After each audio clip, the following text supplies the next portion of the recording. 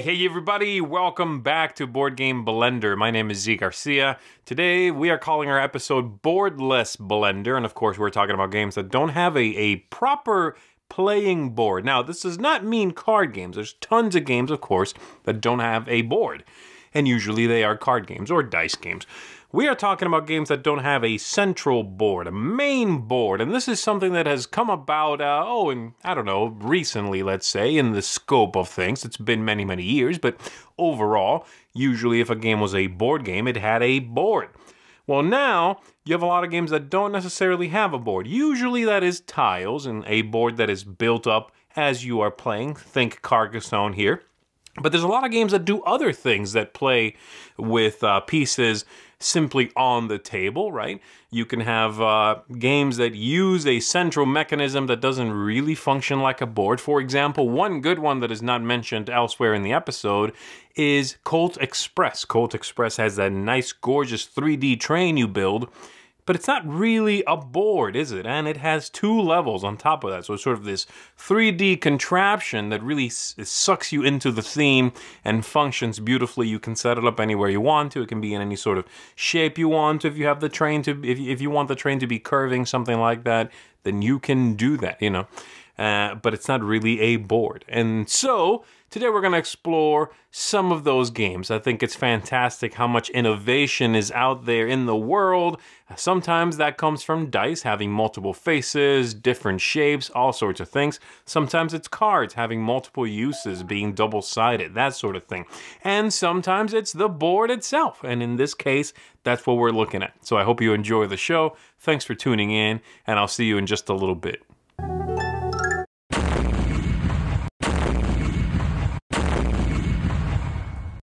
Hey guys, I'm Ben. And I'm Tommy. And we've been talking games. And this week on Blender, we are talking about boardless board games. Boardless board games. I'm going to take a step away from the norm.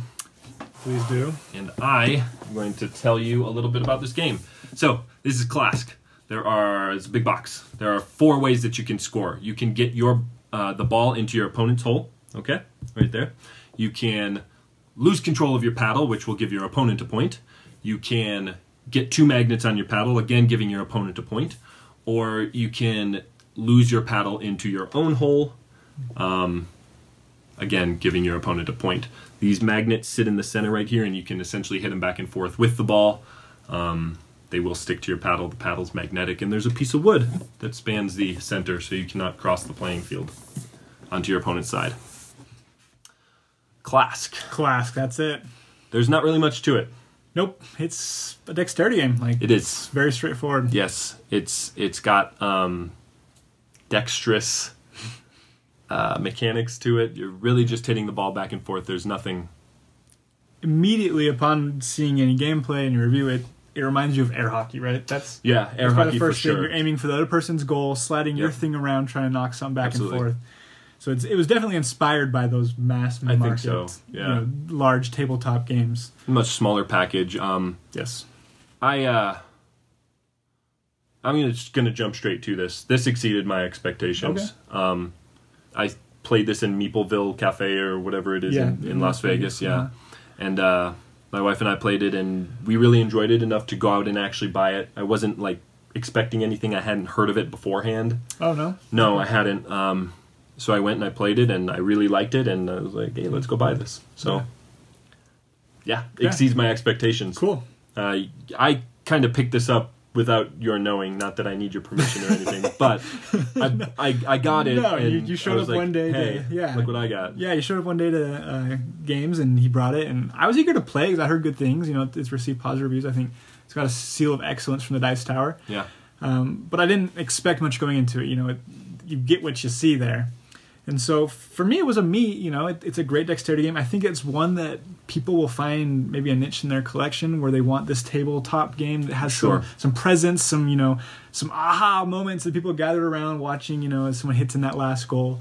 So it can lead to that. And that's something I think a lot of people like to have in their collection, at least one game. Yeah, for sure. Yeah. Something like a crokinole, but like a much lighter, more accessible kind of thing. Well, guys, if you like what you see here, head on over to our channel, Ben Talking Games, and follow us on all social media platforms at Ben Talking Games. And thanks for watching, guys. See ya.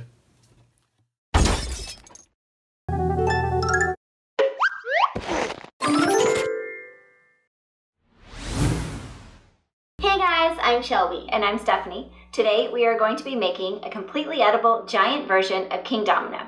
The theme of this week's Blender is games without a board. So right away we knew we were going to do King Domino, simply because it's made up of tiles. Right. We are going to be decorating chocolate cookies to look like the tiles, the castles, and the kings. Let's get started! We are starting by making our chocolate cookies. We picked chocolate cookies because the tiles look like wood on the back side of them. See? We're combining all of our ingredients. If you would like this recipe, you can find it on our website at sugarhighscore.com. Next, we are rolling out our dough to a 1/4 inch thickness. To cut out the cookies to the proper shape, we created a template by making an enlarged copy of one of the tiles. And then we are tracing around the template with an X-Acto knife. They're ready to go into the oven. We bake them for about 10 minutes at 375 degrees. They're ready. We continued baking until we had completed all the pieces to the game. I hope you're not on a diet because I'm using this entire 2-pound bag of powdered sugar to make the icing. And then we combined all the ingredients and whipped the icing until it was the perfect consistency. We colored our icing and began piping the colored squares onto the cookies. We completely filled in the cookies with icing. I'm not going to say the name, but one of us did a little bit more work on these cookies than the other. Hey! Here they are, the iced cookies. They still need more decorating. Each tile is a little different, so we used a couple different techniques for the details. First, we used our icing to pipe on details like the trees, and some of the tiles got houses. When you're making cookies like this, they don't have to be perfect or exact. Just have fun with it. Here, we are piping the crowns. The crowns are important because they are your multiplier when scoring. We have let the cookies dry completely and are now flipping them over and piping the numbers on the back. We're almost finished. And finally, we are assembling our castles and our kings. We've got all our game pieces finished. Ta-da! And now we get to play our edible King Domino. The stakes are high as whoever wins gets to eat the first cookie. Edible King Domino is so much more fun than regular King Domino. Here are our finished kingdoms. Yes. Thank you for watching. We hope you enjoyed our segment. If you like baking like we do, be sure to check out our own YouTube channel. We're also on Facebook, Instagram, and Twitter. See you next time. Bye.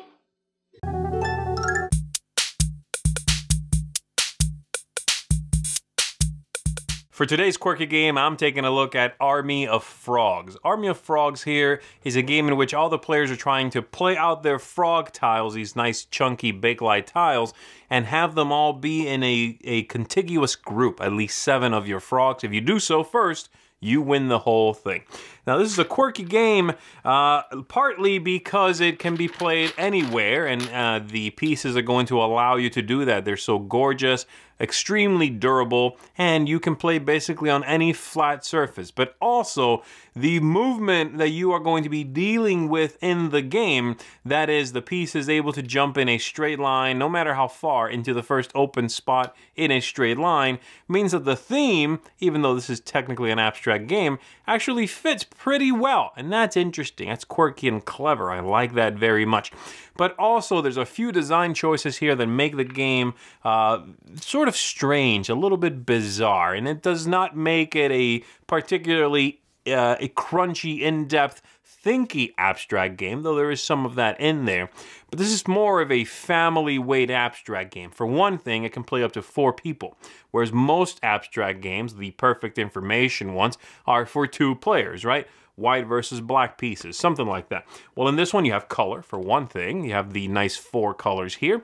But also, everyone on their turn is going to be drawing the frogs in front of them from the bag. So you are quite likely to get colors that don't belong to you. Let's say I'm playing the red pieces. I draw these 2 tiles from the bag.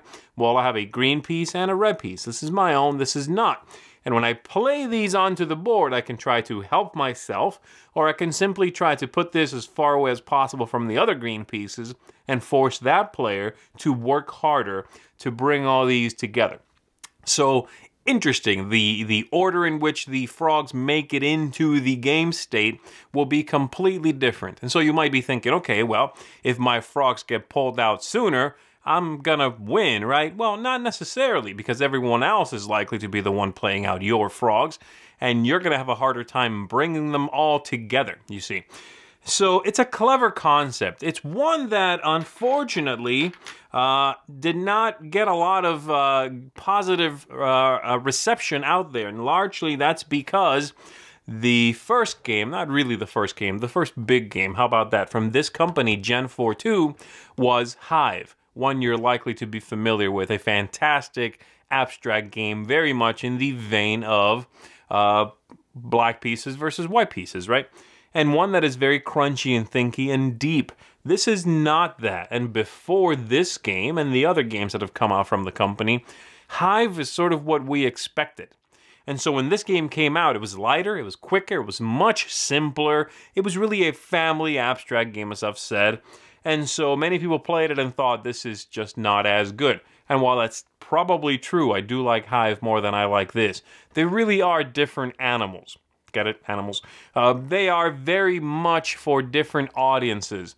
The company has since come out with multiple different games in many different styles. In fact, one of my favorites from them, a game called Tatsu, is basically a backgammon variant. And I think it's fantastic. But it would certainly not be for the same people that like Hive, or maybe even like this game.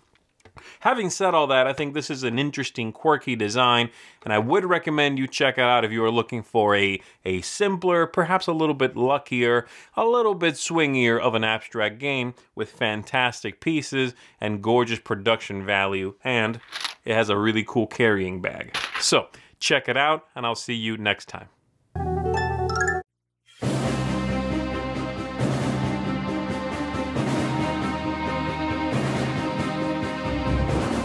Howdy folks, Rebecca and Hunter here for two-player showdown.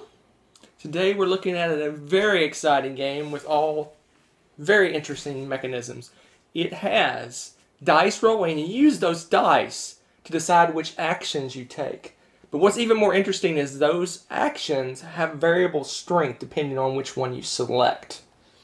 In addition, it has a randomized in-game scenario where you're not exactly sure where the game is going to end, so you don't know what's going to trigger the end of that game. So you kind of gotta go with the game, and you don't know when it's going to happen at the end. That's true, and this game plays 2 to 6 players, and is one of those games that takes seconds to learn, but a lifetime to master. Today we are looking at Pop the Pig. Pop the Pig is a very exciting game. We're going to give you a quick demo of how it works. Like she said, it is super easy to learn to play. So we're going to start it off and show you how it plays, and then we'll zoom to the end and show you that random in-game scenario. So here's the components. As you can see, you do not have a board with this game. High quality components, very, very, very vibrant colors. Yes, and it has a nice, like, squishy feel to it. Here is the dice for the random action selection, and here are the hidden powers. You have they're variable in strength. They can range from 1 to 4 actions, depending on which one you select. And you roll the dice, and it tells you which action you select. There's a color on each one. Each color represents a different type of action.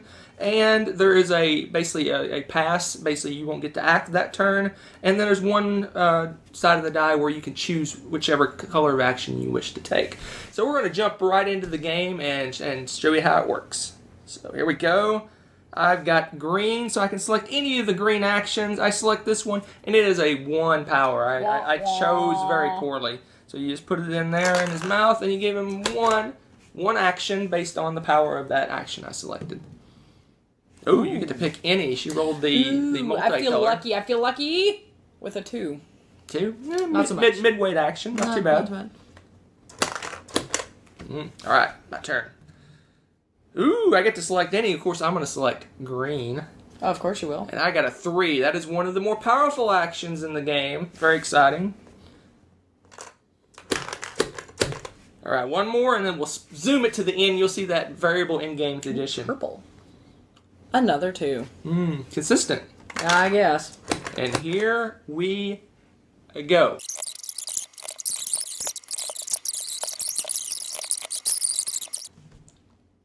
Oh, lost my turn. Man, it's going to take 20 minutes to finish this. Oh, no. Any color. Let's see. 2. 4. Oh, I read it. Oh! You never know when it's going to happen.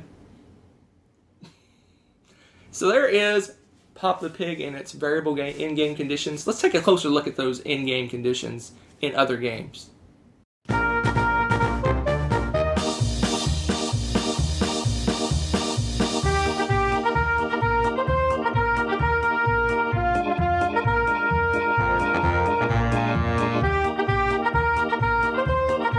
Had a small sampling of this game, and now you know that not all board games have to have boards. Oh, and Spyfall is amazing too. What just happened? Cool catchphrase!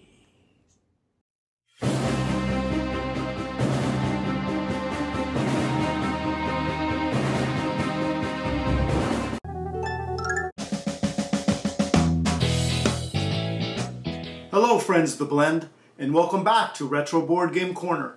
Today we're talking about boardless games. Well, I have one here for you. It's called Radar Search, published in 1969 by Ideal. This is a 2-player game in which one of you is a spy and the other one is an agent trying to catch them. Let me set this up and show you how it works. So this is what the apparatus would look like set up. Notice I did not say game board. So this side with the helicopter is the agent side. He only has one helicopter here to work with. But when we turn it over to the other side, this side is the spy side, designated by the ship here. He has 2 spy ships to work with. So the object of the game is to get one of your ships over here to either Austin's Bay or Grant's Quay, and then back to the spy headquarters without getting caught by the agent. So first we'll go through a spy movement. On the first turn, you're going to put the radar scope to the anti-radar. Now when it's on the anti-radar, the movement goes as follows. You can move one ship along a dotted line to a different location, or you can move both ships along a dotted line to a different location. So in this example, I'm going to move my one ship over here and another ship over here. Now because it's anti-radar, I didn't have to track my movements. So when my turn comes around again, I cannot use anti-radar, and I can only move one ship. So let's say that I'll move this ship over here to the number 60 spot, and then I have to rotate the radar to the 60. So that little white dot on the other side will tell him, the agent, that I am in space 60. So then on my next turn again, I will take my radar scope and put it to anti-radar, and again decide whether to move one ship one space or both ships one space. So as you can see, as the turns go on, the agent will know the last location that I was at. So now as the agent, we'll flip it over here, and the helicopter starts over here. Now the helicopter can move 1 or 2 spaces anywhere along the dotted path here. So every time the helicopter moves, again 1 or 2 spaces, you have to designate that on the radar scope. So he's moved to space 260, so I just turn the dial to 260, and that little white dot, now the spy knows exactly where I moved. The spy knows exactly where I'm at all times. And every other turn, I will know where the spy is at by that little white dot that's shown on the radar on my side. So again, like I said, I will know every other move where the spy's at. And then they have these markers here that you can put down to where the spy's last known location is. So when I think I know where the spy is at, I will move the key into position, and then you'll hear a buzzer. The spy has been caught and the game is over. If the spy successfully reaches Grant's Quay or Austin's Bay and then makes it back to their headquarters, the spies win the game. What a neat little game of cat and mouse mixed in with some deduction. One thing to note, shortly after its release, this game was discontinued because of this piece right here. Any crack in the plastic when you stick in the metal part will give you a nice little jolt. Thanks a lot, 1969. Well, that's all the time I have for now. May your rolls be high.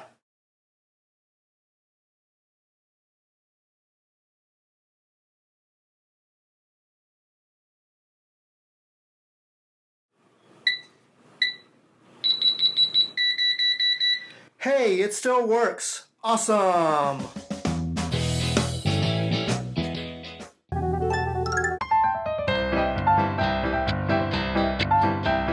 We've got the board game fever, hotter than a pepper sprout. We've been talking about Essen ever since Catan came out. I'm going to Essen. I'm gonna mess around. Yeah, I'm going to Essen. Look out, Essen. German city's gonna set my soul on fire. Got a whole lot of money that is ready to burn, so stake those games up higher. There is flip ships and forest fortress finished and flee. Feelings flatline feudum all look fine to me. For fireworks this fester is the place to be. Viva Essen! Viva Essen! This Charterstone blues is melting away. I'll make a Gaia project here in old Essen! I was walking in Essen, walking with my feet 10 feet of spiel, walking in Essen. But do I really feel the way I feel? All day I walked the halls till my legs felt like stone. I heard voices of hotness vanished and gone. At night I punched the boards of the games, just as black and whispery as the rain on the streets of Essen. Essen! Essen! The whole day through. It's that old sweet song that keeps Essen on my mind. Essen on my mind.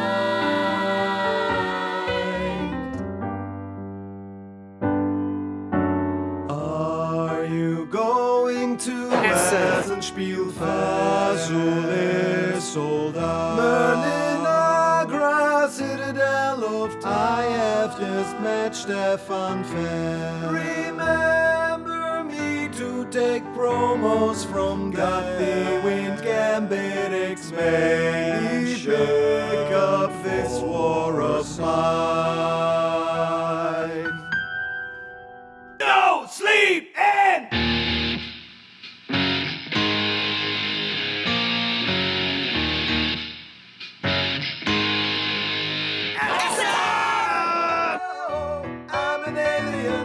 I'm a legal alien, I'm an Englishman in Essen. Oh, I'm an alien, I'm a legal alien, I'm an Englishman in Essen. I can get Newsfjord there, Meeple circuses everywhere, it's up to you. Essen! Essen! Essen! Essen! 2017! Essen! Essen! Essen! Essen! Essen! Essen! Essen! Essen! Essen! Essen! Essen! Essen!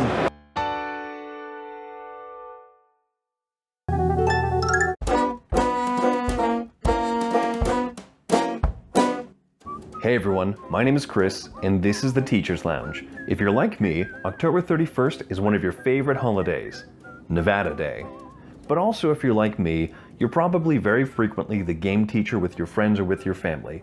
So the Teacher's Lounge is an area where we can share teaching recommendations of how to be better and quicker and more efficient and get people into the fun of things quicker.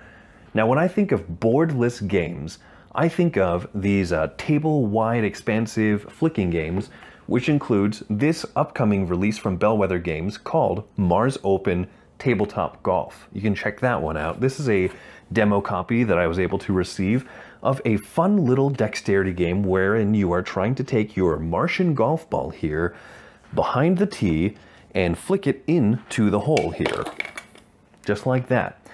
Now, my teaching recommendation with this game is to not over-teach things.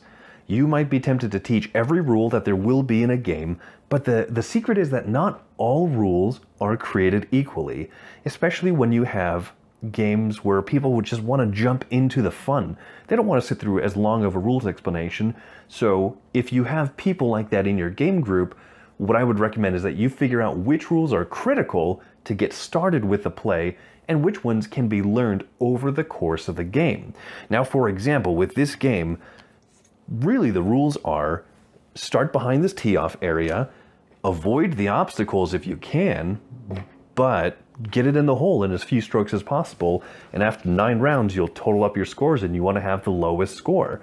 Really, that's all you need to teach to get it started. The way that the game is designed is you play hole by hole and they get progressively harder, where this starts off in the middle of the table, but then more obstacles will get in the way, and even you can pull this hole out and set it up here on the edge so that you're more likely to have someone flick the golf ball right off the edge of the table and earn a penalty stroke. But people don't need to learn that before they even start the game. Find which rules really are mission critical to get started and which ones can be explained over the course of play so that if you have people who want to just jump into things, they can do that a little bit better without dragging down the teaching experience for everybody else. But also make sure that you do teach the ones that are critical. There are a few edge case rules in this game that you don't need to learn up front, and I think that most games do have something like that where they won't affect the overall strategy. I think of also a game like For Sale, where the game plays in 2 halves, and you can really just teach the first half, and then once that first half is done, teach the second half. And it's quick enough that people might say, great, let's play it again. So that's my recommendation. Figure out which rules you need to teach up front and teach those ones, and which ones you can hold off until maybe you're 1 or 2 or 3 rounds into the game.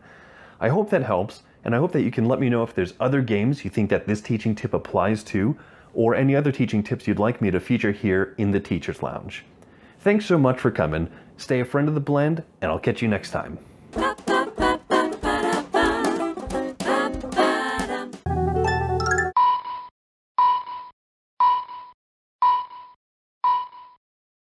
For today's game under the radar, I'm checking out Bits. This is a game from Reiner Knizia, and this is a sequel to a much better known game called Fits.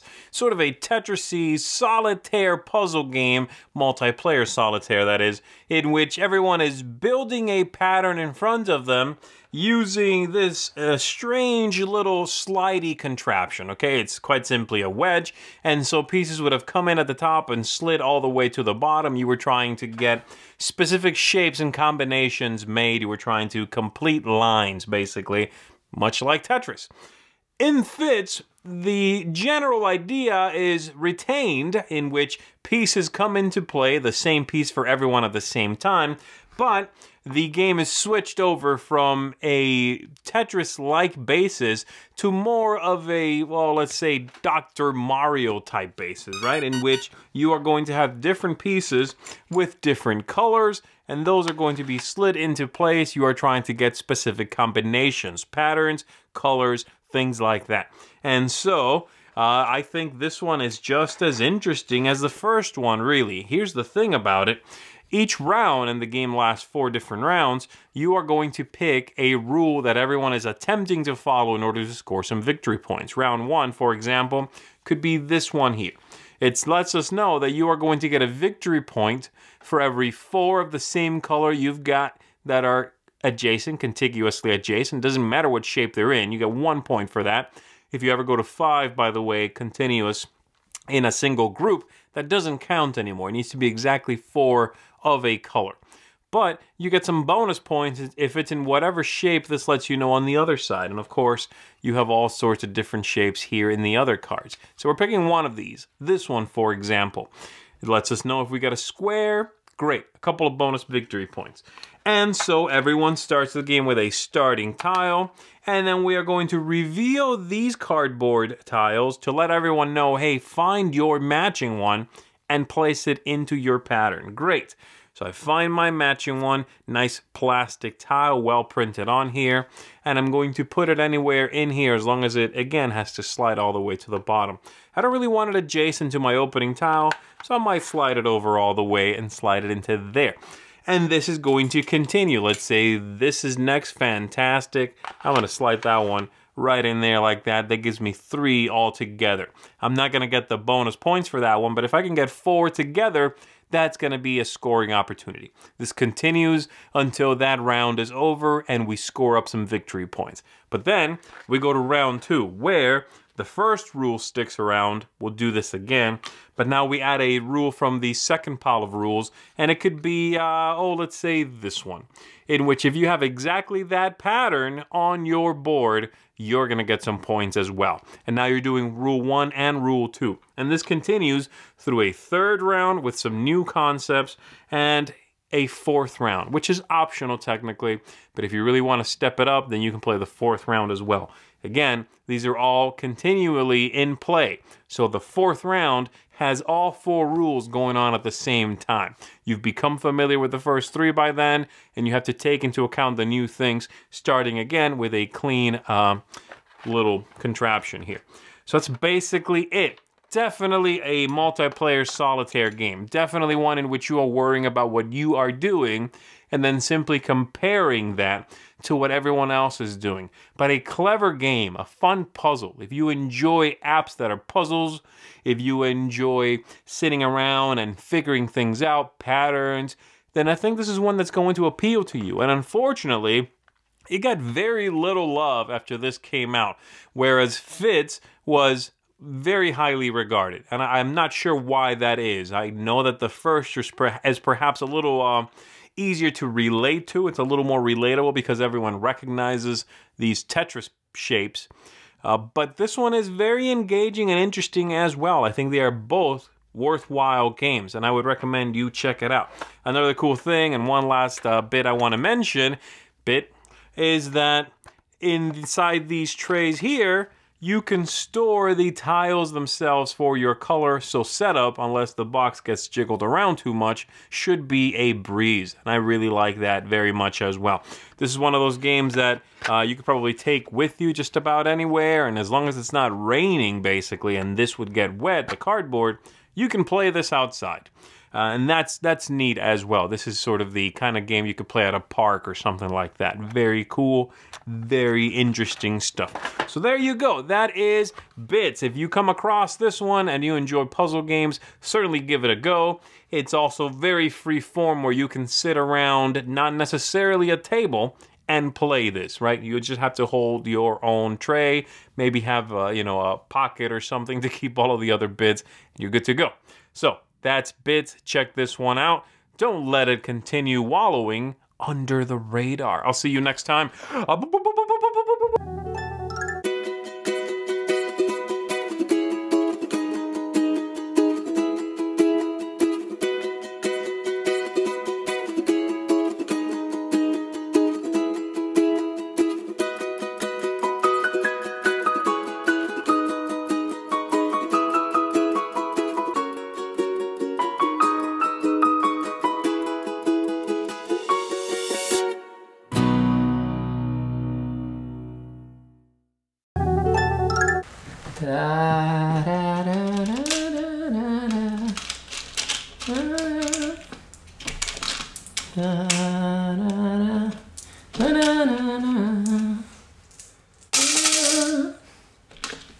Let's put a fish in there as well. One big and a couple of small fishes. Yeah. And then My Carcassonne milkshake, yeah.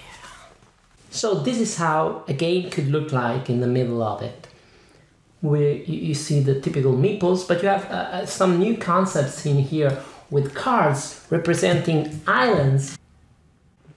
Hi, I'm Daniele and this is Play Cool.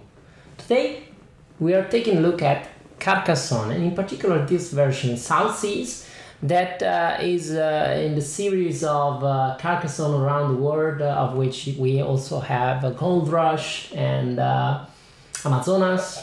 They try a different spin every time on the basic mechanics of Carcassonne, adding a few little rules to just change the game if you like to try something new. So at the beginning anyway, you have your start tile, you will have your 4 meeples, and you will have to draw a tile and decide where to put it. For example, I have this one with roads and with some sea and even a boat on it. And what happens is when I place it, I have to pay attention, as in the usual Carcassonne, that the roads connect correctly, the islands connect correctly. You get points through both tiles. On the board, on the table, there is no board. On the table there will be 4 of these boats that require some resources before they can give you point. And so you want to grab one before it's gone taken from another player. This one has 2 fishes on it and 2 bananas. And so you try to collect bananas and fishes, and you get them. They are on the tiles, and when the island is finished, whoever has the most meeples on it will get those resources. The fishes represent the points that you get from fields, from the old fields. But here there is a trick now. On one side, you get them when the field, the sea in this case, is completely closed by roads or islands, and it's just like regular Carcassonne. But also, if you put a tile with a boat on it, where the fish is, for example, like this, where the boat is on the same side of the fish in the sea, then all meeples that are on that part of the sea will grab some resources, some fishes. We will cover one of the fishes with one of these little tile, saying, okay, now there are fewer fishes in the sea, and you will remove the meeple from there.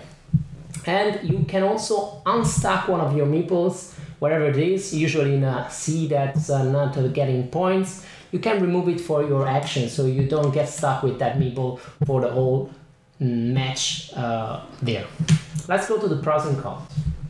The sea tiles triggering when you add a boat, they are a big pro for me. I think this adds a nice twist to the scoring mechanism. But if you are used to the usual Carcassonne, it's a really small step for you, and in a family environment, I think it's the small steps that count and that are most welcome. So these are a very nice addition to the game, I think. Another pro is always in this gameplay, there is a little more tactics on how you want to score, because there are these boats now that you have to go for. You want to aim, where do I put my meeple? It's really not about grandiose strategy in this game, but tactically you're trying to steal the ones that maybe your opponent hasn't noticed that it's good for you, and you try to steal it from him, even for example if he's aiming at it. So it's an addition for some more competition, I think, that wasn't in the original Carcassonne. Apart from the competition on the field, you have some competition in the way you score itself. The cons. You have no chance to expand this one. In this series of Carcassonne around the world, this one doesn't have, to my knowledge, any expansion. But it's fine for me. I mean, I had the big box Carcassonne, a lot of expansion. I was usually playing with 1, maximum 2, sometimes to try something new. But actually, the game was fine also in the basic version. And for me, it's not something I play all the time. And the basic version takes much less space, a lot of less space, and it's fine for me. Another con is the components are really nice. I like the colorful version, this colorful version of Carcassonne. I really do. And the artwork is nice, you have these boats and so on, but the components, when it comes to these resources, they are, apart from that one that I lost, they are nice, but you can tell really a minimal difference between this big shell. Maybe if I make it closer to the camera, this big shell and this small shell, this count 3, this count as 1 shell, this count as 3, and they are really similar. And on the table, when you have many, maybe you don't notice, maybe you grab one from the resource pile, that's not the right one, it's the one that counts 3 or 1 instead of the one that you needed. A small nitpick, but still noticeable during gameplay. So make of it what you want. It's, however, a great addition, I think, to your Carcassonne line if you are a collector of this type of games, and even can be the only one if you want a simple Carcassonne and not a special one. This is feels like Carcassonne with something a little different. Have fun! Hello everybody and welcome to the life of a board gamer.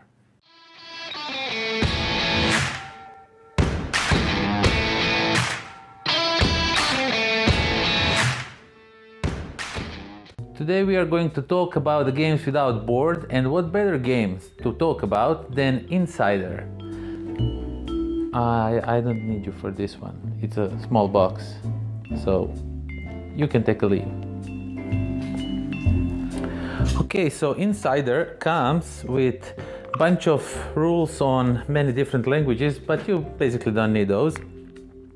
And also in this game you have a bunch of cards with the clues on them, and you will be trying to guess one clue out of this card without knowing which one it is.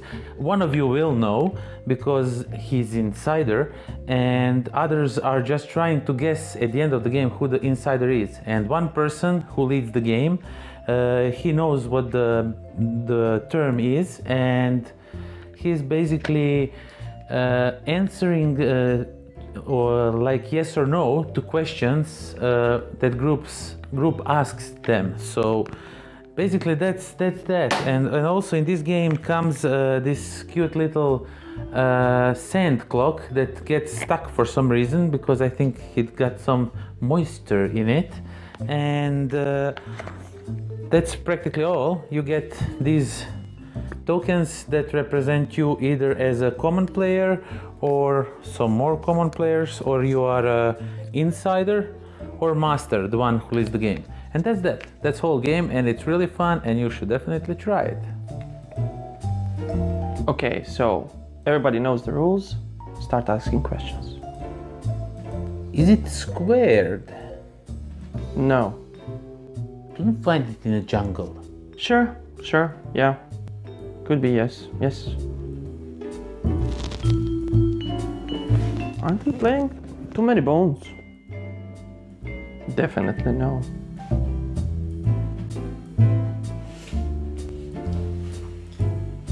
I thought we were playing too many bones. We are not playing too many bones tonight.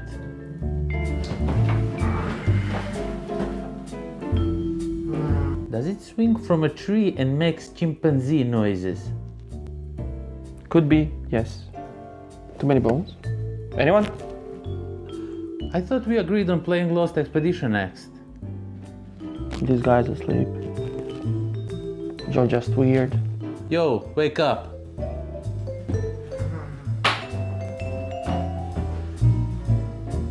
So, no one? Too many bones? No?